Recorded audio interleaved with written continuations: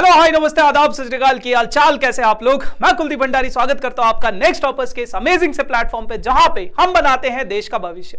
तो यार आज के इस सेशन में हम लोग बात करने वाले हैं स्टैटिस्टिक्स के रैपिड रिवीजन की। अभी कुछ टाइम पहले आप लोगों ने शायद रैपिड स्टैटिस्टिक्स को पूरा कंप्लीट पढ़ लिया होगा। अगर नहीं पढ़ा है तो इसी वीडियो के डिस्क्रिप्शन में डिटेल्ड वन शॉट है स्टैटिस्टिक्स का, आप लोग वो सेशन जरूर देखना, क्योंकि उसमें मैंने बहुत सारी चीजें आप लोगों को एक्सप्लेन करी है, डेप्थ में इस चैप्टर को पढ़ाया है। Rapid revision is for only for your revision purpose, सिर्फ रिवीजन पर्पस के लिए ये सेशन बनाया गया है। तो मेक श्योर कि इसको सिर्फ एज अ रिवीजन ही आप लोग देखो, है ना। ये मत सोचना कि यहाँ पे हम सब कुछ सीख लेंगे, बट मैं ये मान के चल रहा हूं कि आप लोग पहले स्टैटिस्टिक्स को कहीं ना कहीं पढ़ चुके हो। तो फटाफट से बढ़ते आगे और 15 से 20 मिनट में खत्म करने की कोशिश करते हैं स्टैटिस्टिक्स के कॉन्सेप्ट को कि क्या क्या चीज है। तो स्टैटिस्टिक्स में हमारे पास सबसे पहला और जो सबसे इंपॉर्टेंट चीज है that is measure of dispersion. हम लोगों को फाइंड आउट करना है मेजर ऑफ डिस्पर्जन होता क्या है, उसको समझते हैं। देखो, जब हम बात करते थे सेंट्रल टेंडेंसीज की बचपन में, मीन मीडियन मॉड के बारे में हमने पढ़ा है। मेक श्योर आपको मीन के सभी फॉर्मूले, मीडियन के सभी फॉर्मूले, मॉड तो उतना खास है नहीं हमारे पास, तो वो सभी फॉर्मूले आपको आने चाहिए। अब क्या होता है कि जब आपके पास डेटा में वेरिएशन बहुत ज्यादा होने लग जाती है तो उसका इफेक्ट आपके डेटा पे पड़ने लग जाता है। तो उसी की एक्यूरेसी को बढ़ाने के लिए आपको मेजर ऑफ डिस्पर्जन पढ़ाया जाता है, या फिर वेरिएशन किस तरीके से होती है, वो जो वेरिएशन वाला फैक्टर आता है उसको पढ़ाया जाता है। तो वहां पे आपके पास कुछ ही आप लोगों को मेजर ऑफ डिस्पर्जन पढ़ने हैं। जैसे आप लोगों के पास रेंज है, मीन डेविएशन है, स्टैंडर्ड डेविएशन है, वेरिएंस है। क्वार्टाइल डेविएशन आप लोगों को पढ़ने की जरूरत नहीं है, वो आप लोगों के पास सिलेबस में नहीं है, तो उसको अपन लोग डिस्कस नहीं करेंगे। बढ़ते आगे और जानते हैं रेंज। रेंज आपने बचपन में कहीं ना कहीं पे पढ़ा है। Range is what? Range is maximum value minus minimum value. तो जब भी आपके पास कोई डेटा दे रखा है उसकी मैक्सिमम वैल्यू से मिनिमम वैल्यू को सब्ट्रैक्ट कर दो तो आपके पास रेंज आ जाता है। उसके बाद अगर मैं बात करूं मीन डेविएशन, जो आप लोगों के पास इंपॉर्टेंट है इस चैप्टर में, दैट इज मीन डेविएशन। अब मीन डेविएशन आप लोगों को 6 केसेस पढ़ने, 6 फॉर्मूले पढ़ने, या 6 क्वेश्चंस अगर आपने समझ लिए तो आप मीन डेविएशन को डेप्थ में समझ जाओगे। सबसे पहले आपको ग्रुप्ड डेटा और अनग्रुप्ड डेटा के बारे में, 2 तरह के डेटा होते हैं, ये पता होना चाहिए। अब यहां पे ग्रुप्ड डेटा में group mean deviation about mean पढ़ना है और मीन डेविएशन अबाउट मीडियन पढ़ना है। उसी तरीके से अनग्रुप्ड डेटा आपके पास एक होता है कॉन्टिन्यूअस और एक होता है फ्रीक्वेंसी वाला, है ना, डिस्क्रीट फ्रीक्वेंसी वाला। एक उसमें भी दोनों केसेस पढ़ने, मीन डेविएशन अबाउट मीन और मीन डेविएशन अबाउट मीडियन। इसमें भी मीन डेविएशन अबाउट मीन और मीन डेविएशन अबाउट मीडियन। अब अगर मैं अनग्रुप्ड डेटा की बात करूं तो उसका फॉर्मूला होता है आप लोगों के पास ये, यहां पे n क्या है आपके पास total number of observation, x bar क्या है मीन है और m क्या है मीडियन है।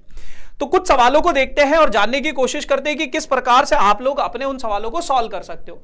लेकिन उससे पहले आप लोगों के पास आई गेस, हाँ, आप लोगों के पास mean deviation about grouped data भी दे रखा है। अब ग्रुप्ड डेटा 2 तरह के मैंने आपको बताए थे, डिस्क्रीट फ्रीक्वेंसी डिस्ट्रीब्यूशन और कॉन्टिन्यूअस फ्रीक्वेंसी डिस्ट्रीब्यूशन। उन दोनों में जो फॉर्मूला लगता है, फॉर्मूला दोनों का सेम है, fi xi minus x bar divided by sum of fi। और मीन अगर आप निकालना चाहते हो तो डायरेक्ट मेथड से भी निकाल सकते हो, अज्यूम्ड मीन मेथड से भी निकाल सकते हो। एक फॉर्मूला ये मीन डेविएशन अबाउट मीडियन का आप लोगों के पास ये हो जाता है। अब जैसे कि एक सवाल आपको दिया गया है, find mean deviation about median. Median के अबाउट आपको मीन डेविएशन निकालना है, तो यहां पे आपको xi दिया गया है, यहां पे आपको fi दिया गया है। ऐसे डेटा का अगर आप मीडियन निकालना चाहते हो तो सबसे पहले आपको कॉम्युलेटिव फ्रीक्वेंसी निकालना पड़ेगा। बचपन में सीखा था, पहला वाला एज इट इज, फिर दूसरे वाले में ऐड करते चलो, तो ये आपके पास आ जाएगा कॉम्युलेटिव फ्रीक्वेंसी टोटल। अब ये जो होता है ये सम ऑफ फ्रीक्वेंसीज के इक्वल होता है, 30 के इक्वल। अब मुझे इसका मीडियन निकालना है, क्या करूंगा मैं? सबसे पहले मुझे पता है मेरा n कितना है, 30, तो मैं अब n/2 निकालूंगा। n/2 कितना हो जाएगा? मतलब अगर मुझे पता मेरी ऑब्जर्वेशन क्या है, इवन नंबर है, तो मीडियन क्या हो जाएगा? n/2th term plus n/2 plus 1th term, है ना। तो 15th और 16th टर्म जो हो जाएगी आप लोगों की क्या हो जाएगी? मीडियन। 15th टर्म आप लोगों की क्या है? अब देखो 14th टर्म, ये 14th टर्म है। 14th टर्म क्या है? 12। 14 से लेके 18 टर्म, 15, 16, 17 जो टर्म है आपकी वो कौन सी हो जाएगी? 13। तो 15th टर्म भी 13 है, 16th टर्म भी 13 है और 17th टर्म भी आप लोगों के पास क्या है? 13 है, और 18th टर्म भी 13 है। तो 15th टर्म 13, 16th टर्म 13, तो 13 प्लस 13 अपॉन 2, तो मीडियन आपके पास आ गया 13। मीडियन निकालने के बाद आपको एक और टेबल बनाना है xi माइनस m का। xi क्या है आप लोगों के पास? ये इनका मॉड। तो जब आप इसको सॉल्व करोगे मीडियन से माइनस करके तो ये आपके पास ऑब्जर्वेशंस आ जाएंगी। उसके बाद fi इंटू इसको करना है, तो 3 इंटू 10 कितना हो जाएगा? 30, 7 इंटू 4 28, है ना। इस तरीके से ये बना दोगे। इन सब का सम अगर आप करोगे तो सम आपके पास आ जाएगा 149। और आपके पास फॉर्मूला लिखा था मीन डेविएशन अबाउट मीडियन का, ये तो 149/30 जब आप करोगे तो मीन डेविएशन अबाउट मीडियन आपके पास आ जाएगा 4.96। क्लियर है, फॉर्मूला पता है तो चीजें आसानी से आप लोग सॉल्व कर सकते हो। फिर आपके पास जो कॉन्टिन्यूअस फ्रीक्वेंसी डिस्ट्रीब्यूशन में मीन डेविएशन अगर आपको निकालना है, फॉर्मूला वही है, लेकिन मीन कैसे निकालोगे? मीन आप अज्यूम्ड मीन मेथड से निकाल सकते हो, जो कि होता है ये, यहां पे डी होता है xi माइनस ए अपॉन एच। ए क्या है? आपका अज्यूम्ड मीन, और मीडियन अगर आप निकालना चाहते हो तो मीडियन का फॉर्मूला ये है, जो आपके पास इस तरह का डाटा होगा। बचपन में पढ़ा हुआ आपने 10th ग्रेड में, तो इसीलिए मैं चाहता हूं कि आप लोग स्टैटिस्टिक्स पूरा पढ़ने से पहले ना 10th के फॉर्मूले एक बार रिवाइज जरूर करना। जैसे कि ये सवाल है आपके पास, ये एक डेटा है, आपको इसका मीन डेविएशन अबाउट मीन निकालना है। आपको क्लासेस दे रखी है, सबसे पहले आपने क्या निकाला है? xi निकाला। xi क्या होता है? Upper limit plus lower limit divided by 2, तो इनका xi निकाल लिया सबका, ठीक है। अब उसके बाद आपको di निकालना है। di क्या हो जाएगा? xi माइनस ए अपॉन एच। h क्या होता है? इनके बीच का गैप, सबके बीच का गैप सेम है, 10 आ जाएगा। a क्या होता है बेटा? जो xi में मिडल वाली वैल्यू है, आप उसको a कंसिडर कर सकते हो। a आपने निकाल लिया, ये वैल्यू सब्सटीट्यूट करोगे xi माइनस ए अपॉन एच, तो आ जाएगा -3, यहां पे आ जाएगा -2, यहां पे आ जाएगा -1, 0, 1, 2, 3। कैलकुलेशन कैसी? यहां पे लिखी हुई है। अब आपको निकालना है fi into D I. fi into D I दोनों को मल्टीप्लाई कराओगे, -6, -8, 0, 8 इंटू 1 8, 3 दूनी 6, 3 दूनी 6, ये आ गया। इन सबका सम अगर आप करोगे, fi di का सम करोगे तो 0। क्यों? क्योंकि हमें अज्यूम्ड मीन मेथड में मीन निकालने के लिए ये चीजों की जरूरत होती है। तो अज्यूम्ड मीन आपने माना था 45, fi di का सम 0, और सम ऑफ fi आपके पास कितना आ गया? 40। तो आपके पास मीन आ गया इस डेटा का 45। मीन निकालना आपने 10th ग्रेड में भी सीखा था, तो कोई दिक्कत नहीं होगी। मीन डेविएशन अगर आप निकालना चाहते हो, मीन डेविएशन अबाउट मीन, तो उसका फॉर्मूला होता है fi into xi minus x bar upon sum of all fi। तो xi माइनस एक्स बार का मॉड आपको निकालना पड़ेगा। कैसे निकालोगे? xi minus x bar, xi minus mean, तो 15 माइनस 45 अगर आप करोगे उसका मॉड 30 आ जाएगा। 25 माइनस मीन कितना? 45, वो करोगे 20 आ जाएगा, है ना। तो इस तरीके से ये आपके पास xi माइनस एक्स बार का आ जाएगा। अब इसको fi से भी मल्टीप्लाई करना, फ्रीक्वेंसी से मल्टीप्लाई करना है, तो ये आपके पास ऑब्जर्वेशन आ जाएगी। इन सबका सम करोगे तो ये आपके पास कितना आ जाएगा? 400। देखो स्टैटिस्टिक्स में सिर्फ कैलकुलेशन है, और मैं कैलकुलेशन पहले से आपके पास लिख के आया हूं, तो यहां पे बस समझाऊंगा मैं आपको, ऐसे इन सवालों को करना है ना। आप ये पहले इस चैप्टर को मेक श्योर करना कि आप लोग अच्छे से पढ़ जरूर लेना है इसको, ठीक है जी। फॉर्मूले में चीजों को सब्स्टिट्यूट करो, ये 400 है, नीचे 40 है, सम ऑफ fi 40 है, तो 10 आपके पास क्या आ जाएगा? मीन डेविएशन अबाउट मीन, ठीक है जी। उसके बाद बेटा आप लोगों के पास एक और सवाल है, मीन डेविएशन अबाउट मीडियन निकालना है। इस तरीके का जो डेटा होता है, ग्रुप्ड डेटा जो होता है, तो इसमें क्या है? आपको सबसे पहले मीडियन निकालना है। मीडियन हमने 10th ग्रेड में सीखा था। कॉम्युलेटिव फ्रीक्वेंसी से आपने क्या किया? कॉम्युलेटिव फ्रीक्वेंसी निकाल ली, बना ली, है ना। कैसे? पहले वाला एज इट इज, फिर दूसरे वाले में ऐड किया, फिर इसको इधर ऐड किया, फिर इसको इधर ऐड किया, फिर इसको इधर ऐड कर दिया, जो आया वो लिखा, फिर इसको इधर ऐड कर दिया, तो n कितना आ गया? 50। सबसे पहले n/2 निकालो, कितना आ गया? 25। अब आपको कॉम्युलेटिव फ्रीक्वेंसी में ये चेक करना है कि 25 के नेक्स्ट से बड़ा कौन सा है? 28 वाला है। तो ये क्लास आपकी कौन सी क्लास हो जाएगी? मीडियन क्लास हो जाएगी। ये क्लास आपकी मीडियन क्लास होगी। यहां पे आपने xi लिख दिया 5, 15, 25, 35, 45, और ये। अब आपको लोअर लिमिट पता है, मीडियन क्लास की lower limit, frequency median class की जो फ्रीक्वेंसी होती है। कॉम्युलेटिव फ्रीक्वेंसी क्या होता है? मीडियन क्लास से पहले वाली क्लास की कॉम्युलेटिव फ्रीक्वेंसी, वो कंसिडर करते हैं। h कितना है? 10। मीडियन के फॉर्मूले में सब्स्टिट्यूट करोगे तो मीडियन आ जाएगा आपके पास 28, मीडियन आ गया। अब उसके बाद आपको ये वाला टेबल बनाना है, xi माइनस मीडियन का। xi कितना है? 5, 5 माइनस कितना है? 28 करोगे तो 23 आएगा, उसका मॉड लेना है। फिर इसका 13 आएगा, इसका 25 माइनस 28 करोगे -3 आएगा, -3 का मॉड हो जाएगा +3। फिर 35 माइनस 28 करोगे 7 आ जाएगा, 45 माइनस 28 करोगे 17 आ जाएगा, 55 माइनस 27 करोगे तो 28 करोगे तो 27 आ जाएगा। क्लियर है इतनी बात? उसके बाद आप लोगों को fi के साथ इसको मल्टीप्लाई भी करना है। तो इसको 23 को 6 से मल्टीप्लाई करो, 13 को 7 से मल्टीप्लाई करोगे, तो ये रिस्पेक्टिव वैल्यूज आ जाएंगी आपकी। उसके बाद इन सबका सम अगर आप करोगे तो 508 आ जाएगा। बस मीन डेविएशन अबाउट मीडियन का फॉर्मूला होता है ये। इन सबका सम 508 अपॉन कितना है? ये सम 50 था, तो करोगे तो 10 पॉइंट 0.16 आप लोगों के पास मीन डेविएशन अबाउट मीडियन आ जाएगा। उसके बाद बेटा आप लोगों के पास मीन डेविएशन की कुछ लिमिटेशंस होती है। 1 मार्कर क्वेश्चन में आपके पास आ सकता है या फिर 3 मार्कर क्वेश्चन में तीनों लिमिटेशंस लिखने को पूछ लेता है। तो मेक श्योर जैसे जब आपके पास वेरिएबिलिटी की डिग्री बहुत ज्यादा हो जाती है तो वहां पे सेंट्रल टेंडेंसी जो हमारी मीडियन होती है उसका रोल उतना यूजफुल नहीं होता है, क्योंकि वो एग्जैक्ट आपको मीडियन नहीं बता पाएगा, एग्जैक्ट सेंट्रल टेंडेंसी नहीं बता पाएगा, तो वहां पे उसका लिमिटेशन आ जाता है, डेटा एक्यूरेट नहीं आता है। उसके बाद जो आपका फ्रीक्वेंसी डिस्ट्रीब्यूशन होता है sum of observation of deviation from mean, वो हमेशा ज्यादा होता है डेविएशन फ्रॉम मीडियन से, जिसकी वजह से आप लोगों का आंसर रिजल्ट सेटिस्फैक्टरी नहीं आता है। तो एक लिमिटेशन ये अलजेब्राइक ट्रीटमेंट में आप लोगों के पास जो मीन डेविएशन अबाउट मीन होता है वो उतना यूजफुल रिजल्ट आपको लाके नहीं दे पाता है, वहां पे आप मीन एब्सोल्यूट वैल्यूज की डेविएशंस नहीं निकाल पाओगे। तो ये कुछ लिमिटेशंस है जिनको आपको ध्यान में रखना है। उसके बाद अगर मैं बात करूं वेरिएंस और स्टैंडर्ड, दो नई टर्म्स आती हैं। वेरिएंस ये होता है आपके पास सिग्मा स्क्वायर जिसका फॉर्मूला होता है ये, और स्टैंडर्ड डेविएशन होता है बेटा इसका अंडर रूट। ठीक है, यहां पे n क्या है, नंबर ऑफ ऑब्जर्वेशन, ये क्या है अनग्रुप्ड डेटा के लिए है। ग्रुप्ड जैसे अनग्रुप्ड डेटा ये है, इस अनग्रुप्ड डेटा का अगर मैं स्टैंडर्ड डेविएशन या वेरिएंस निकालने की कोशिश करूं तो सबसे पहले मैंने क्या किया, मैंने मीन निकाल लिया। मीन कैसे निकालूंगा, सम ऑफ ऑल ऑब्जर्वेशन, इन सभी ऑब्जर्वेशन का सम करोगे 70 आएगा divided by total number of observation. Mean निकाल दिया 14 आ गया। अब मुझे क्या करना है, xi माइनस x बार निकालना है। तो xi ये है, उससे मीन को माइनस करूंगा, -6 -2 -1 1 8 है ना, ये आ जाएगा। फिर मुझे निकालना है xi माइनस x बार का स्क्वायर, इसका स्क्वायर करोगे 36, इसका स्क्वायर करोगे 4, इसका स्क्वायर करोगे 1 1 8 का स्क्वायर करोगे ये। अब मैं फॉर्मूले में अगर जचाऊं चीजों को तो ये क्या है मेरे पास, ये फॉर्मूला है 1/n, n कितना है 5 है, और सम ऑफ दिस, इन सबका सम कितना है 106 है। तो सॉल्व करोगे तो 21.2 आ जाएगा, ये आपके पास वेरिएंस आ गया। स्टैंडर्ड डेविएशन क्या होता है, इसका अंडर रूट, तो इसका अंडर रूट करोगे 4.6 आ जाएगा आपके पास। कैसे निकालते हैं डिटेल में मैंने अपने वन शॉट वीडियो में बताया है, डिस्क्रिप्शन में लिंक है, मेक श्योर देखना जरूर।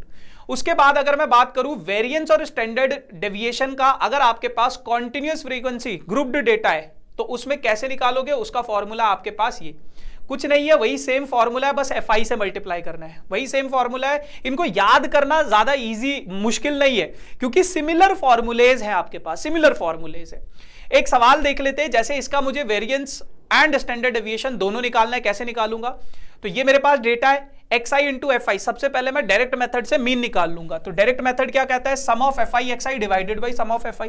तो fi xi यानी कि इन दोनों को मल्टीप्लाई करूंगा 12 फिर 40 फिर 99 85 80 72, ये आ गया मेरे पास।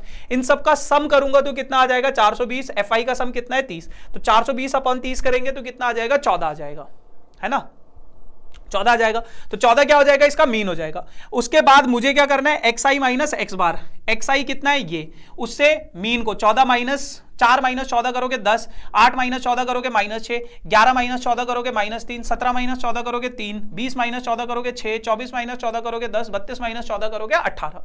अब इनका स्क्वायर करना है, इसका स्क्वायर 100 मतलब 10 का स्क्वायर माइनस 10 का स्क्वायर 100 माइनस 6 का स्क्वायर 36, 3 का स्क्वायर 9, ये स्क्वायर हो गया। अब इसके बाद fi से इनको मल्टीप्लाई करना है। fi से इसको अगर मैं मल्टीप्लाई करूंगा, 100 को 3 से मल्टीप्लाई करूंगा 300, 36 को 5 से मल्टीप्लाई करूंगा 180, 9 को 9 से मल्टीप्लाई कराऊंगा 81, 9 को 5 से मल्टीप्लाई कराऊंगा 45, इसको इससे मल्टीप्लाई कराऊंगा 144, ये इन सबका सम करेंगे तो 1374 आ जाएगा।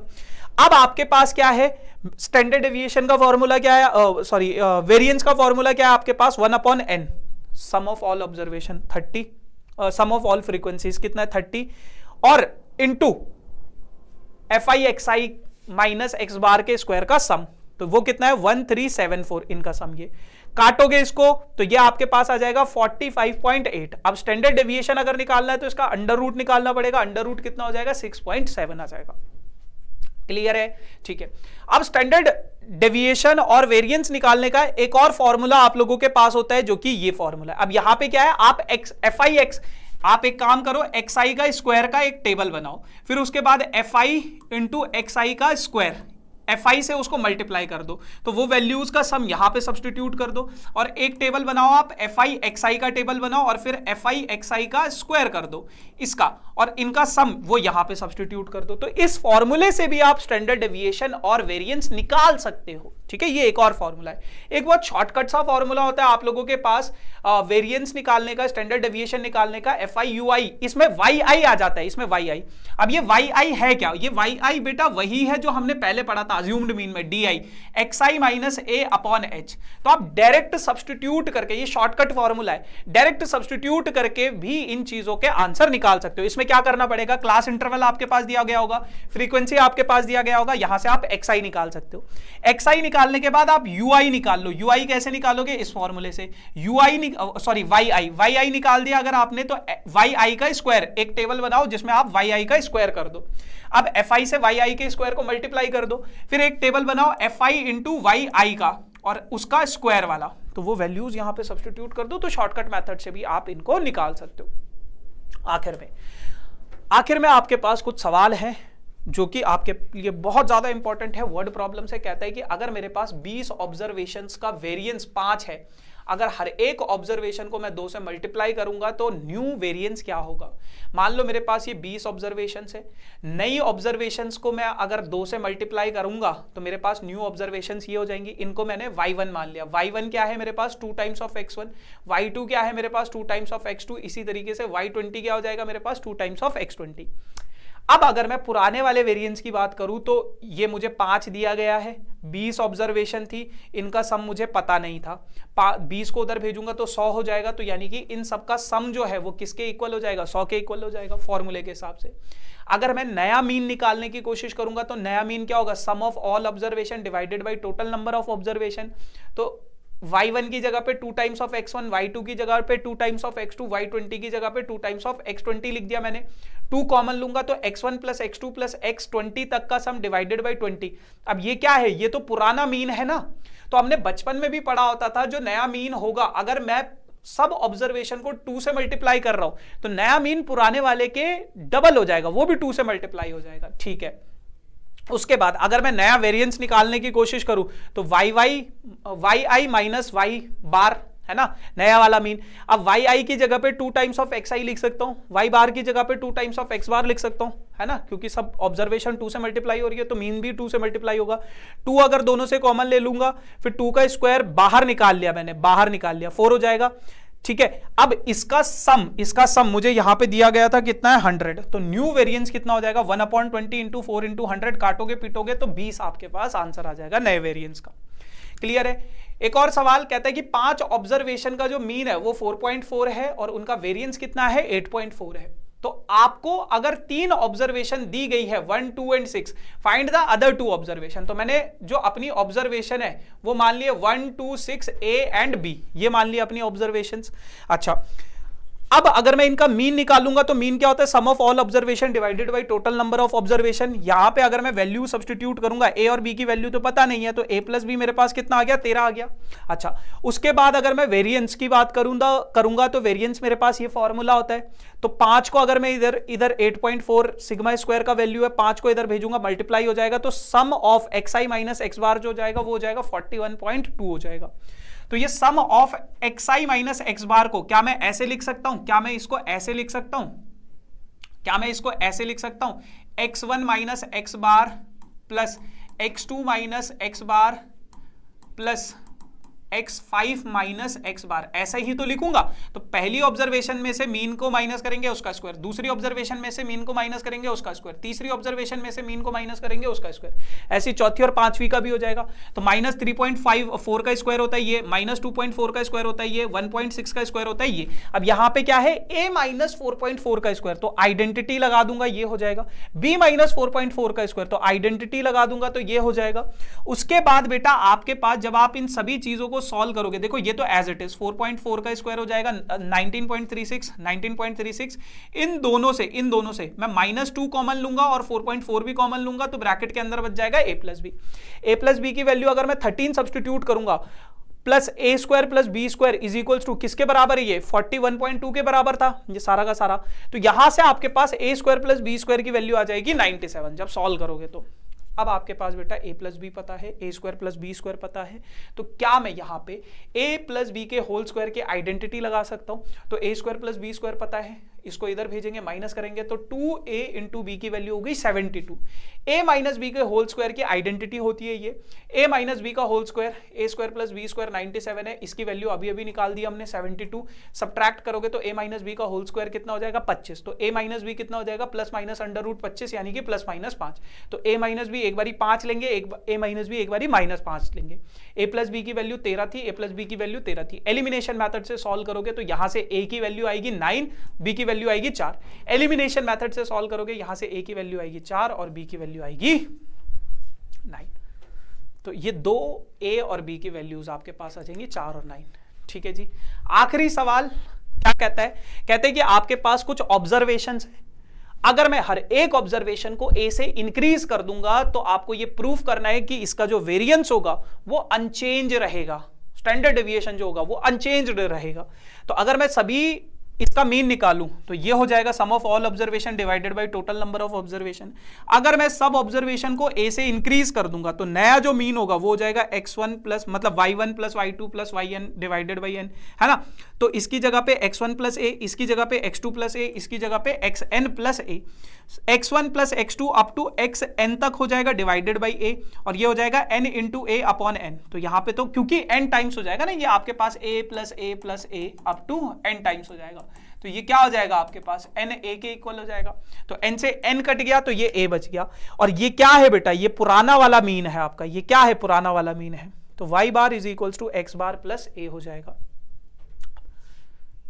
पुराने वाले वेरिएंस की अगर मैं बात करूंगा ये होगा, नए वाले वेरिएंस की बात करूंगा तो ये होगा। उसमें बस y मैंने सब्स्टिट्यूट कर दिया क्योंकि अब मेरी ऑब्जर्वेशन को मैंने y1 y2 इस हिसाब से लिया है। y i की वैल्यू हो जाएगी x i plus a, y bar की वैल्यू हो जाएगी x bar plus a, bracket open करोगे minus a plus a cancel हो जाएगा तो आपके पास बचेगा सिर्फ यही टर्म। और चेक कर लो ये और ये सेम है, तो नया जो वेरिएंस होगा वो आपका अनचेंज्ड रहेगा, चेंज नहीं होगा, चाहे आप इंक्रीज करो डिक्रीज करो कोई ऑब्जर्वेशन को। लेकिन जब मैंने मल्टीप्लाई कराया था, मल्टीप्लाई और डिवाइड के केस में क्या हो जाता है? वो चेंज हो जाता है। अगर आप कोई ऑब्जर्वेशन सेम नंबर से ऐड या सब्ट्रैक्ट कर रहे हो अपनी ऑब्जर्वेशन में, तो वेरिएंस और स्टैंडर्ड डेविएशन में कोई फर्क नहीं पड़ता है। क्लियर है? So yes guys, this is all about for this session. I hope आप लोगों को अच्छा लगा होगा। Now do like, share and subscribe this channel for this type of amazing sessions. Make sure कि आप वन शॉट इसका डिटेल्ड वाला जरूर देखना। रैपिड रिवीजन तो मैंने चलो ठीक है आपको बस एक रिकैप देने के लिए बताया, बट मेक श्योर इसका वन शॉट जरूर देखना, बहुत ज्यादा इंपॉर्टेंट है। Now thank you so much, tata bye bye.